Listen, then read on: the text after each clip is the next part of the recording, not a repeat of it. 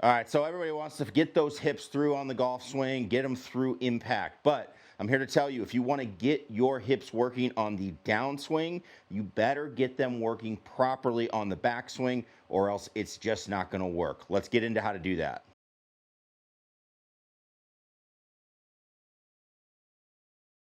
What's going on, everybody? Scott Hogan coming back to you from the garage studio. We are going to talk a little bit about the pelvis motion, something I've been seeing a lot in lessons, and it's something that causes a lot of issues. If these hips aren't working properly, you have a lot of issues in the golf swing. Now, we need to talk about what's going on in the backswing, because I've had a lot of questions about people wanting to know, hey, how do I finish better? How do I get everything to go through the golf ball better, get into a good finish position? Well, if you want that to happen, you need to learn how to make the backswing that is going to load up and then let you fire through the golf ball. And that starts right here with the pelvis. We're going to talk about what we want to see first with the hips. We're going to talk about how to do that, some things to look for, and then I'm going to give you my best drill to start feeling what's going to go on with the hips. So hip motion in the golf swing, it's going to help you provide power, but one of the main ways that it does that is it allows you to have length in your golf swing. So what I typically see from people, if they don't use their hips or they get set up, is their hips, one, they're going to get set up and they don't actually get enough tilt to their hips or to their pelvis. That's for a different day. But what ends up happening is when they go to swing the golf club, they bring the club back and they typically just either one, bump their hips back and sway back. So what we see is these hips move backwards. Or what I see a lot is people will just kind of sit back like this and their pelvis actually levels out. It's not staying inclined to the golf ball. So what happens is, and one of the biggest reasons why you run into some of these issues are, people know that they need a longer backswing. We want to hit the golf ball far. We want to hit it with control. We want to get depth so we can swing from the inside. All of these really good things.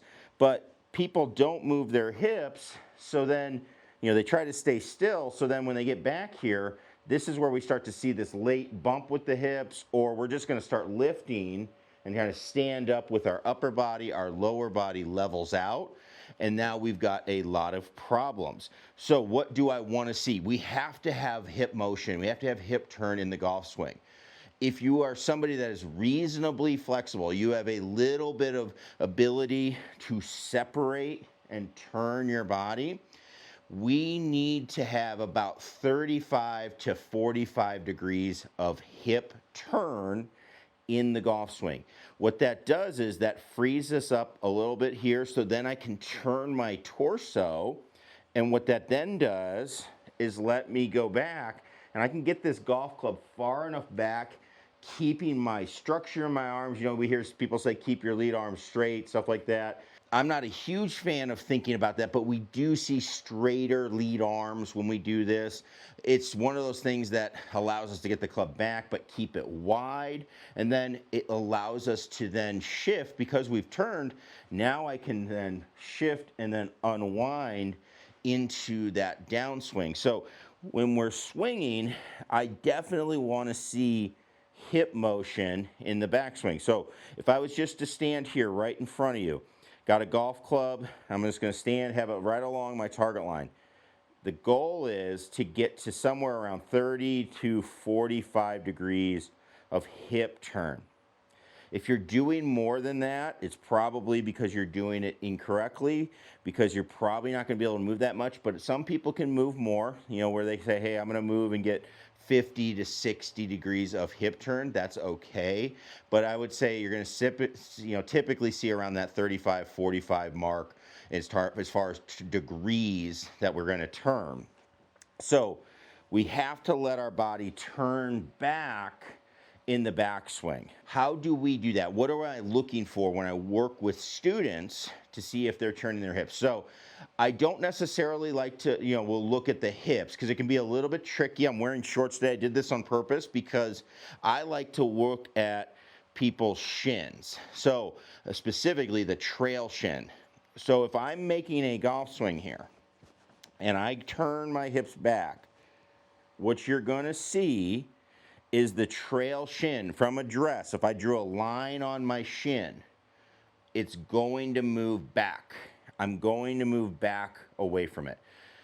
That is what we want to see. That's when you start to see that hip motion. If I start to see people moving it forward, then I'm going to typically be seeing some sort of sway, or I'm just going to see some sort of squat, not a lot of ability to rotate. So this shin, this trail shin, is an absolute critical part of the swing to being able to determine, hey, are we moving and are we getting our pelvis to rotate?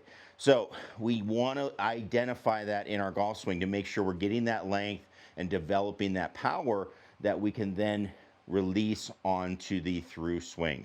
So how do you feel this? How do I get this? All right, Scott, so I'm going to look at video, see what my shin's doing. But what's a drill that I can do to feel this load in a golf swing? Because there is a wrong way to move your pelvis, okay? What I don't like to see people do is when they make their backswing, some people will just spin. They just spin their body. And yes, you'll see the shin, it'll move back maybe a little bit, but because they over-rotate, it almost starts to come back forward before we even get to the end of our backswing. I don't necessarily like to see that. The key thing that we'll see is we're going to see this trail knee just absolutely lock straight out. I don't want to do that. I don't really like to get to where we're locking things out, end ranges of motion where you're kind of stuck because your body is basically just locked up.